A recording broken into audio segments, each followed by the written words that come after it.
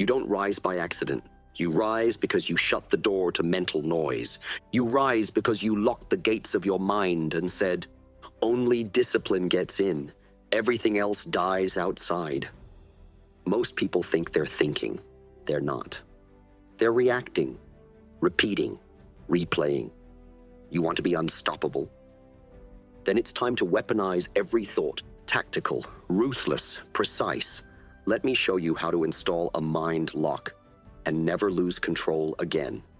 Everyone wants to win. Everyone wants to rise. But what stops them isn't a failure. It's that little whisper that says, relax. You've done enough. Just one more scroll, then we'll start. Maybe tomorrow. You need rest. It doesn't scream. It doesn't push. It gently convinces you to delay your greatness. And that's why it's dangerous. Because it sounds like your friend. But it's actually your enemy. Wearing your voice, speaking in your tone, using your thoughts against you. I've faced men stronger than me, faster than me. But the most dangerous opponent I ever faced was myself. When I hesitated. Not because I was weak, but because I believed a soft thought in a hard moment. That's what cost me the fight. Not the opponent, not the pain, but the 1 second delay caused by a lie in my own mind. The world thinks fear is the enemy, but fear sharpens you. Pain prepares you. Comfort, it sedates you. It convinces you you're fine, while your destiny is slipping through your fingers. Every time you delay a decision, every time you say, I'll do it later, you are feeding that voice, making it stronger, training it to take control. And if you don't stop it, it won't just slow you down. It will rebuild your entire identity around hesitation. You'll wake up one day full of regret, not because you didn't have talent, but because you lost the war inside your mind before the world ever saw your potential. I didn't become strong because I was fearless. I became strong because I recognized the soft voice, and I refused to listen. So next time your mind says, you've done enough, tell it. Enough is the enemy of evolution. Next time your mind says, rest a little longer, tell it. Rest when the mission is done, not when it's comfortable. You don't defeat this enemy once. You defeat it every morning you rise before the sun. Every night you train when no one's watching. Every time you choose action over excuse. And if you do that long enough, one day the enemy inside your mind will no longer speak, because it knows you no longer listen. Pain is not a punishment. It's a message. But most people, they never read it. They complain. They cry. They run to comfort, to noise, to distraction. All to avoid facing the lesson hidden inside the pain. When I was injured, I didn't just feel pain in my body.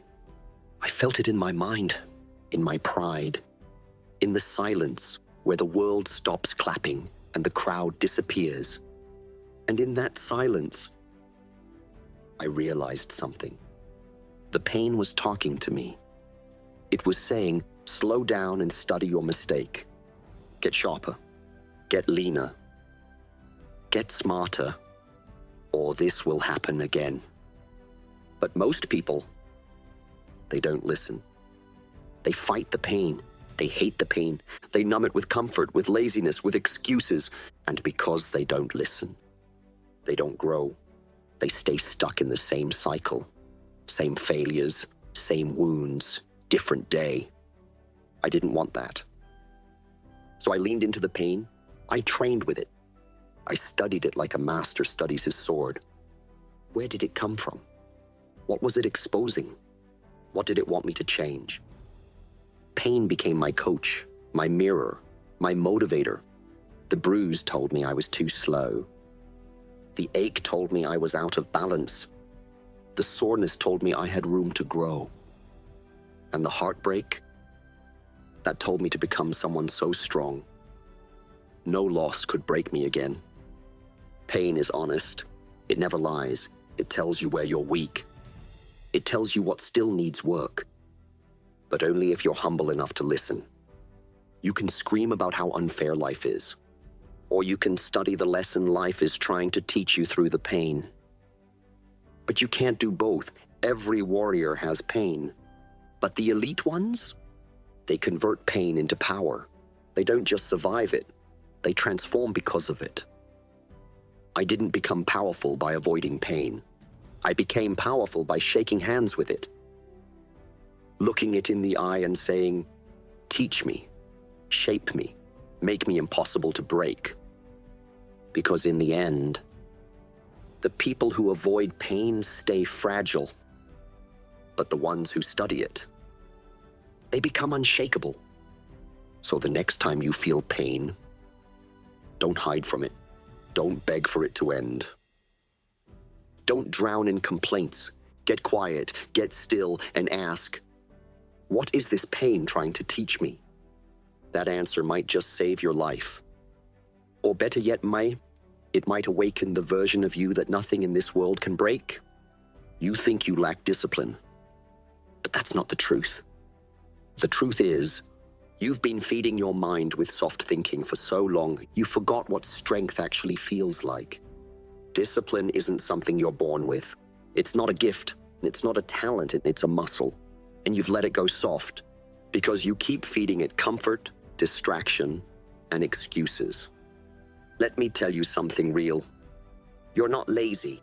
You're not broken. But your mind is addicted. Addicted to shortcuts. Addicted to approval. Addicted to feeling good now and fixing your life later. It's not that you can't focus.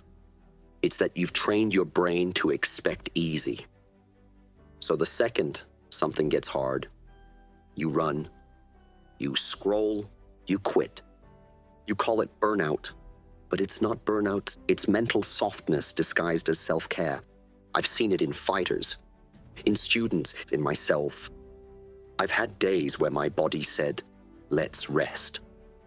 And my mind replied, you rest when the mission is complete, not when it's convenient. You know how you break the addiction to soft thinking? You do the opposite of what that voice tells you. It says sleep in. You get up. It says skip the workout. You train harder. It says you're tired. You remind it. So what? You don't need perfect conditions. You need control. Over the urges. Over the habits. Over the voice that says, let's take it easy today. Let me be honest with you. The softest people are usually the ones who talk about discipline the most. But the real ones, they don't talk. They act. They wake up before the alarm. They train in silence. They execute when no one's watching. Because they know discipline isn't a mood. It's a decision made every day. You think you need motivation? Number. You need detox. A detox from the thoughts that say, it's okay to stay the same. It's fine to take another day off. It's not a big deal. It is a big deal, because those small thoughts, they stack. They become your lifestyle. And before you know it, you're living a life far beneath your potential. Stop calling it procrastination. Start calling it what it is.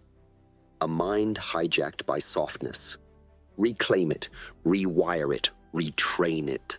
Every time you choose the harder path, you remind your mind who's in charge, and every time you win that battle, you build a life no one can take from you. Not luck, not privilege, not talent, just pure, unbreakable, earned discipline. You don't need to wait to become that person. You already are.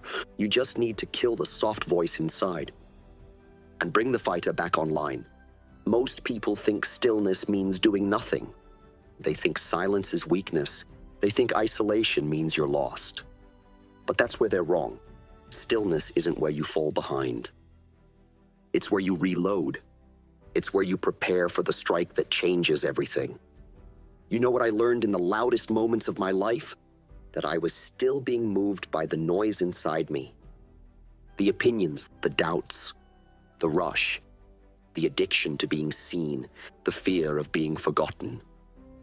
But in stillness, there's no audience, no distraction, no one clapping, just you and your mind. And that's where the truth starts screaming. Stillness stripped me down. It made me face the emotions I used to bury under noise. The fear I used to hide behind action, the confusion I disguised as confidence. But instead of running, I stayed. I sat with the storm inside my own head. I didn't fight it. I didn't fear it. I studied it because a warrior doesn't panic in silence. A warrior prepares, loads his weapon, reads the battlefield. And when the moment is right, he moves with deadly precision. That's what I did. That's how I trained. Stillness wasn't a pause. It was a forge, where I melted down every weakness and rebuilt myself in fire.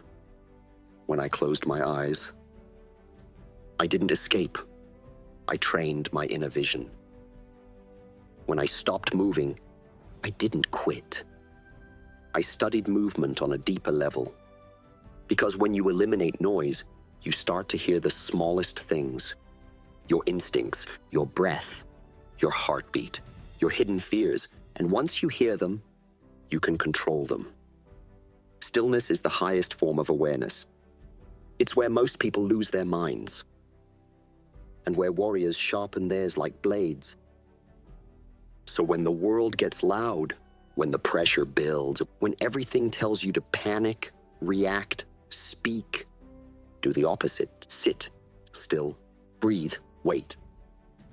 Because while others are drowning in their own noise, you'll be loading your next move in silence. Stillness is not where you break. Stillness is where you become unbreakable. And when the time comes to strike, you'll be so precise, so prepared, so unstoppable that the world won't know what hit it, because you didn't rush, you didn't chase, you sat in the stillness and built a weapon out of your mind. You want to know why you feel stuck? Why your confidence breaks in silence? Why you feel like something's missing, even when everything looks fine? It's because you've been repeating the wrong thoughts over and over again until they didn't just visit your mind. They moved in, and now they live there. They decorate the walls. They choose your direction. They've become your identity. Let me tell you something I learned early. You don't become what you dream about. You become what you repeat, not once, not twice, but thousands of times when no one is looking. When you say, I'm not good enough, I'll never change. It's too late for me. Even if you say it with a smile, even if you say it in your thoughts where no one can hear you. Your nervous system hears it. Your muscles hear it. Your future hears it. And it listens. Because repetition is powerful. It's not just a habit. It's hypnosis. When I trained martial arts, I didn't just repeat movements to get stronger. I repeated thoughts too, because my body had to obey my mind. So I fed it with clarity. I am fast. I am calm under pressure. I strike like lightning. I control the fight, mentally first, physically second. And after enough repetition, I didn't have to remind myself. I became those words. Most people don't realize their mind is like wet concrete. And every thought is a footprint. The more you walk the same path, the deeper the imprint becomes, until it hardens. And now, it's your personality. You weren't born insecure. You trained yourself to believe that. You weren't born lazy. You just repeated soft thoughts until they became your default setting. But here's the truth. If repetition made you weak, repetition can also make you unstoppable. You can repeat power just like you repeated fear. You can drill greatness into your bones, the same way you once drilled self-doubt. It starts small. You whisper, "I don't quit." Even when you want to, you repeat, "I control my mind." Even when it's running wild, and at first, it won't feel real. It'll feel like lying, but that's because your old identity is still talking. Still trying to hold you hostage in your own head. Ignore it.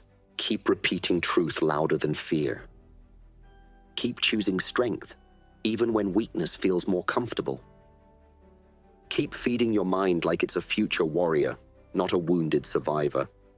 Because if you repeat it long enough, it becomes muscle memory. It becomes reaction.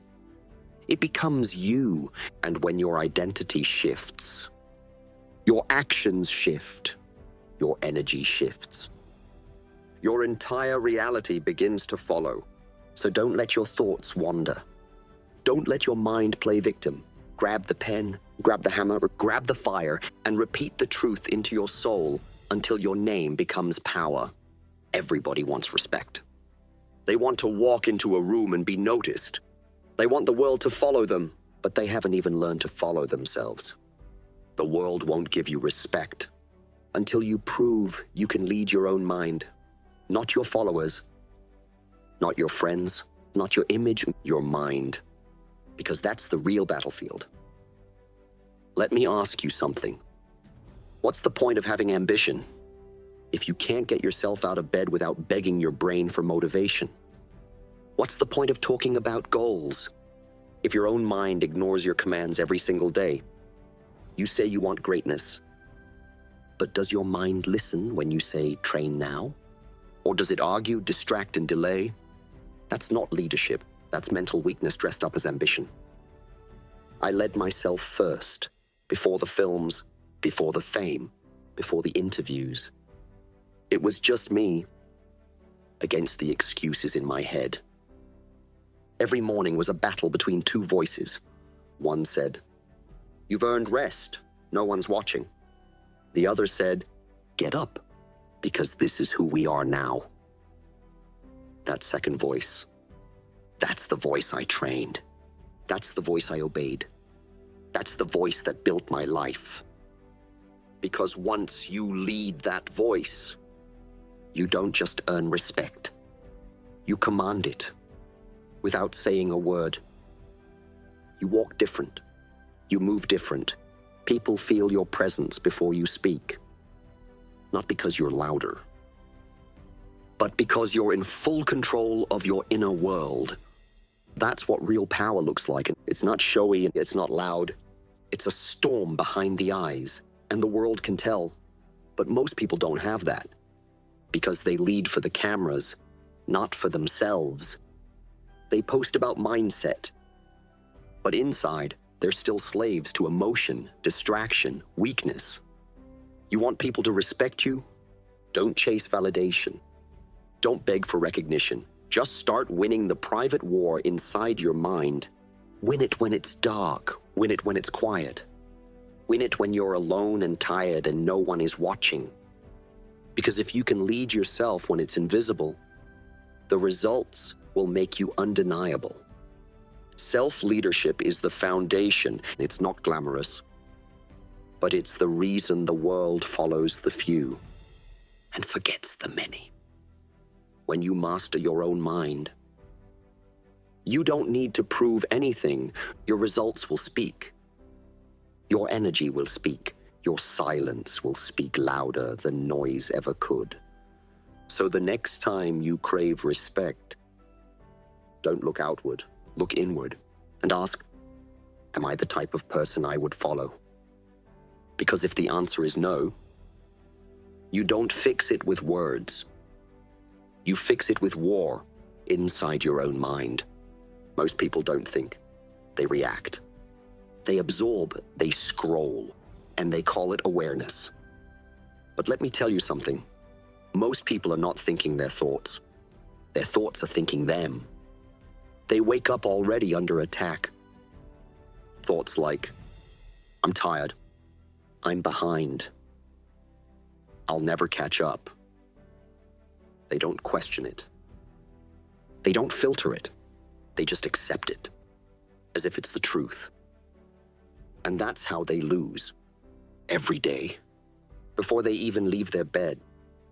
Because the real war isn't out there. It's inside and in the mind, in those first few seconds, where your brain tries to decide if you'll be the weapon or the target. But warriors, we don't live on autopilot. We don't believe every thought that knocks on the door. We inspect it, we challenge it, and we sharpen it until it becomes ammo for execution. Because thought is a tool, and like any tool, it can either build you or destroy you. You think I trained just my body?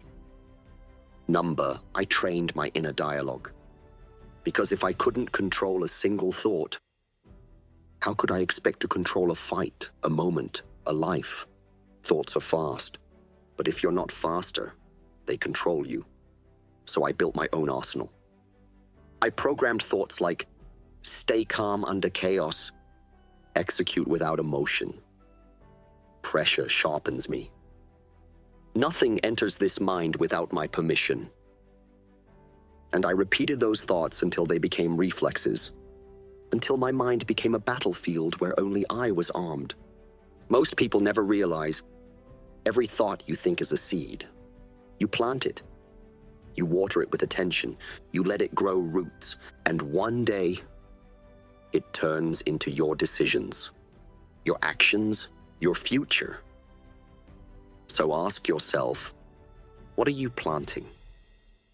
What thoughts are growing inside your mind right now that you never chose? Because if you're not selecting your thoughts like bullets, you're walking into war unarmed. I didn't win because I had more moves. I won because I had fewer thoughts, and they were lethal. That's what it means to be tactical.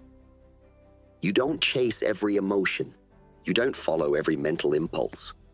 You use your thoughts like a sniper uses his rounds. Deliberate, deadly, precise. So from this day forward, don't just think. Train your thoughts. Test your thoughts. Turn them into weapons. Because warriors don't just survive thought. They use it to win the war before it even begins. If you can lock your mind on one thing, just one, no power on earth can stop you. That's not poetry. That's physics of the mind. Because the average person, they live with a scattered focus. They start one thing, get distracted by another, lose momentum, switch paths, try again. And they call that hard work. But all they're doing is leaking their life force. Energy without direction is noise. Energy with direction becomes force. And force, focused long enough, becomes domination. You want to rise above the crowd? Don't just work hard. Lock your mind. Lock it so deep on your goal that you forget what it feels like to quit. Lock it so hard that even on your worst day, your actions don't change. Lock it so tight that fear, failure, and fatigue bounce off your vision like dust off steel. This is what I did. I didn't chase motivation. I didn't collect inspiration. I had one vision, and I locked my mind to it like a sniper to his target. Every move I made served that one mission. Every book I read, every meal I ate, every conversation I had. If it didn't serve the vision, I cut it. Not later, not slowly, immediately. Because mental power isn't about thinking more, it's about thinking less. With laser focus on what matters most. But most people won't do this, because locking your mind on one thing, it requires sacrifice. It means saying no to distractions, comfort, ego, and even relationships that dilute your purpose. That's why very few people ever taste greatness, because they want greatness. But they also want to scroll. They want to win. But they also want to be liked. They want discipline.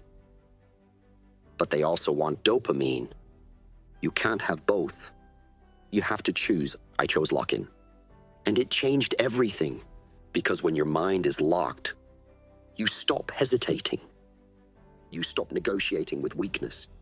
You stop letting the outside world pull your strings. You become the one who moves, the one who builds, the one who strikes. That kind of power, it's rare, it's pure, and it's unbeatable.